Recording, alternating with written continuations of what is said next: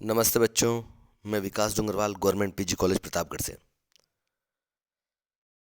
आज अपन बात करेंगे ज्वालामुखी उद्गार के समय जो आंतरिक स्थलाकृतियों का निर्माण होता है उनके विषय में, जिनमें बेथोलिथ, फोकोलिथ, लोपोलिथ, डाइक, सिल तथा नेक, ये अंतर्जात आग्नेय शेल के विभिन्न रूप हैं। जो उनसे निर्मित स्थलाकृतियां हैं वो हैं, पहला है बेथोलिथ, जो कि आप आपकी स्क्रीन पर भी देख रहे हैं। बेथोलिथ लंबे, असमान तथा उभरे हुए आग्नेय शेल के आकार के होते हैं। ये प्राय गुंबद के आकार के होते हैं, जिनके किनारे काफ़ी खड़े ढाल वाले होते हैं तथा आधार तल अधिक गहराई में होता है। अपर्दन द्वारा इनका ऊपरी भाग दिखाई देता है, परंतु इनका आधार कभी नहीं देखा जा सकता है। इनका ऊपरी भाग अत्यधिक असमान तथा उबड़ खाबड़ होता है। खासकर बेथोलित पर्वतीय क्षेत्रों में, जहां पर ज्वालामुखी का उद्गार होता है, पाए जाते हैं। इनकी रचना में ग्रेनाइट का योग होता है। रांची पठार पर इस तरह के बेथोलित मिलते हैं। इन्हें रांची बेथोलित कहा जाता है। अब लोकोलिथ। लोकोलिथ मैग्मा निर्मित एक वृहदाकार होता है, जिसका रूप उत्तर ढाल के रूप में होता है। लोकोलिथ खासकर परतदार चट्टानों के बीच पाए जाते हैं। जब लावा का उद्गार होता है तो गैसों के जोर से परतदार शिलों की ऊपरी परत उत्तल चाप अथवा गुंबदाकार रूप में बदल जाती है। फलस्वरूप ऊपर वाली मुड़ी हुई तथा निचली सीधी परत के बीच खाली जगह बन जाती है, जिसमें ज्वालामुखी राख, गैस तथा लावा आदि भर जाते हैं, जिस कारण लोकोलिथ का निर्माण होता है। ऊपरी परत पर सैकड़ों फीट से लेकर हजारों फीट तक ऊपर मुड़ जाती है। बेथोलिथ किसी भी चट्टान में बन सकता है, परंतु लोकोलिथ केवल परतदार चट्टान में ही बनता है। इसका ऊपरी भाग दृष्टिगोचर होता है, जिसके किनारे झुके हुए होते हैं। छोटा नागपुर पठारी भाग में ऐसे अनेक आकार देखने को मिलते हैं। आपकी स्क्रीन पर भी आप वही देख रहे हैं। अब है फेकोलिथ। ज्वालामुखी उद्गार के समय मोड़दार पर्वतों की अपनति तथा अभिनति में मैग्मा जमा हो जाता है। इस प्रकार बनी आग्नेय शेल को फोकोलिथ कहते हैं। अब है लोपोलिथ। लोपोलिथ जर्मन भाषा के लोपास से लिया गया है, जिसका तात्पर्य होता है एक छिछली बेसिन। जब मैग्मा का जमाव धरातल के नीचे अवतल आकार वाली छिछली बेसिन में होता है तो तस्तरी नुमा आकार का निर्माण होता है। इस आकार को लोपोलिथ कहते हैं। ट्रांसवाल में 480 किलोमीटर लंबा लोपोलिथ पाया जाता है। अब है सिल। सिल परत के रूप में आग्नेय शेल का समूह होता है। जब मैग्मा का प्रवाह होता है तो मैग्मा का जमाव परतदार अथवा रूपांतरित शेलों की परतों के बीच में हो जाता है। सिल की स्थिति प्राय मौलिक चट्टानों की परतों के समानांतर होती है। जब इस जमाव की मोटाई अधिक होती है तो सिल कहते हैं, परंतु पतली सिल को शीट कहा जाता है। इस सिल की मोटाई कुछ सेंटीमीटर से लेकर कई मीटर तक होती है। सिल की आग्नेय शेल आसपास की चट्टानों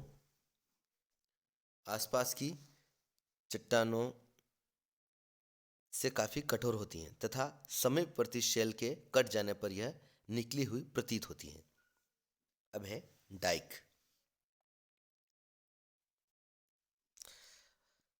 प्राय सील की तरह होती हैं, परंतु यह अपेक्षाकृत लंबी तथा पतली होती हैं। शील एवं शीट के विपरीत डाइक परतों में लंब के रूप में पाई जाती हैं। वास्तव में डाइक एक दीवार की तरह आग्नेय शेल का आंतरिक रूप होती है। मोटाई में डाइक कुछ सेंटीमीटर से सैकड़ों मीटर तक पाई जाती हैं, परंतु उसकी लंबाई कुछ मीटर से लेकर कई किलोमीटर तक होती है। कुछ आग्नेय शेल अपने समवर्ती शेलों से ज़्यादा कठोर होती हैं तथा अपरदन का प्रभाव उन पर कम पाया जाता है। इसके विपरीत कुछ डाइक मुलायम भी होती हैं। इस प्रकार स्थल रूप के निर्माण में इनका गहरा हाथ होता है। इस क्षेत्र में डाइक के 3 रूप हो सकते हैं। पहला है जब डाइक शेल सीमावर्ती शेल से कमजोर होती है तो डाइक का ऊपरी भाग अपरदन से कट जाता है तथा गर्त बन जाता है। ये आप देख रहे हैं आपकी स्क्रीन पर। अब दूसरा है जब डाइक चट्टान सीमावर्ती शेल से कठोर होती है तो अपरदन के कारण सीमावर्ती चट्टान कट जाती है परंतु डाइक ऊपर की तरफ निकली रहती हैं, जो कि आप अपनी स्क्रीन पर देख रहे हैं। और तीसरी अवस्था है जब डाइक आसपास के चट्टानों के बराबर ही कठोर तथा मुलायम होती हैं तो ऐसी अवस्था में डाइक का कटाव सीमावर्ती शेल के अनुरूप होता है, जो कि आप आपकी स्क्रीन पर देख रहे हैं। जब डाइक जो है वो और आसपास की चट्टानों के समान ही कठोर और मुलायम है, उसका उदाहरण। इसके अलावा गेसर या उपोष्ण वास्तव में एक प्रकार का गर्म जल का स्रोत होता है। अपन पढ़ रहे हैं गेसर के विषय में। गेसर क्या है? तो गेसर या उपोष्ण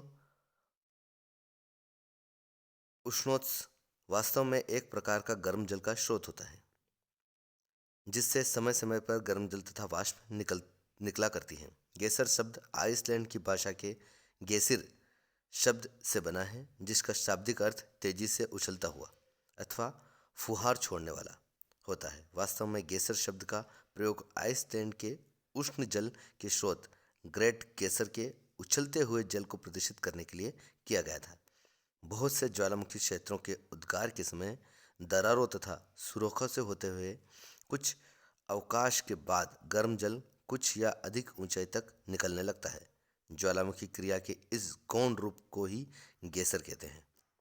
विभिन्न विद्वानों ने गेसर को कई रूपों में प्रदर्शित किया है। गेसर गर्म जल स्रोत होते हैं जिनसे अवकाश के बाद गर्म जल तथा वाष्प तीव्रता से निकला करती हैं। कभी कभी इनकी ऊंचाई सैकड़ों फीट तक होती है। दूसरे शब्दों में गेसर सविराम गर्म जल के स्रोत होते हैं जो समय समय से अपने मुख से गर्म जल की फुहारों तथा वाष्प छोड़ते हैं।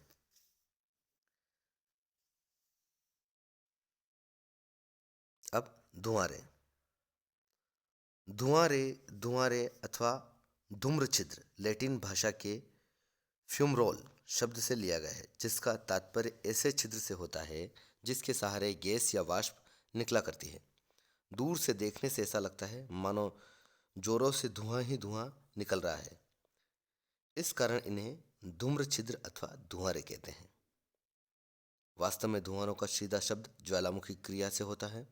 जब ज्वालामुखी के उद्गार से लावा, राख, विखंडित पदार्थ आदि का निकलना समाप्त हो जाता है तो कभी कभी अवकाश के बाद तथा कभी कभी लगातार गर्म वाष्प तथा गर्म गैस निकलती रहती हैं। धुआंरों के उद्गार की प्रक्रिया के विषय में बताया जा सकता है कि ज्वालामुखी के उद्गार के बाद मैग्मा के ठंडा होने तथा सिकुड़ने से गर्म गैस तथा वाष्प का निर्माण होता है जो ऊपर की तरफ एक सक्रिय नली से होकर धरातल पर प्रकट होता है। धुआंरे ज्वालामुखी की सक्रियता के अंतिम लक्षण भी माने जा सकते हैं।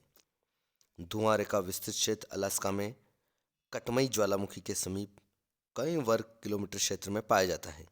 इस क्षेत्र में धुआंरे अत्यधिक मात्रा में एक घाटी में समूह में पाए जाते हैं।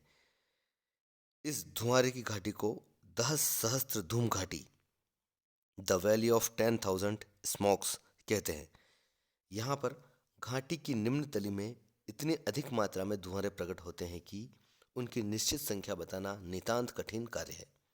इस घाटी में धुआंरे निश्चित दरार के सहारे पाए जाते हैं। यह छिद्र जिनसे होकर वाष्प तथा गैस का विसर्जन होता है आकार में प्राय छोटे छोटे होते हैं। साधारण तौर पर 10 फीट चौड़े धूम्र छिद्र पाए जाते हैं। अन्य स्थानों पर धुआंरों की स्थिति दरार या फटन के सहारे न होकर ज्वालामुखी क्रेटर पर होती हैं अथवा बाह्य ज्वालामुखी गुंबदों पर होती हैं। आज के लिए इतना ही।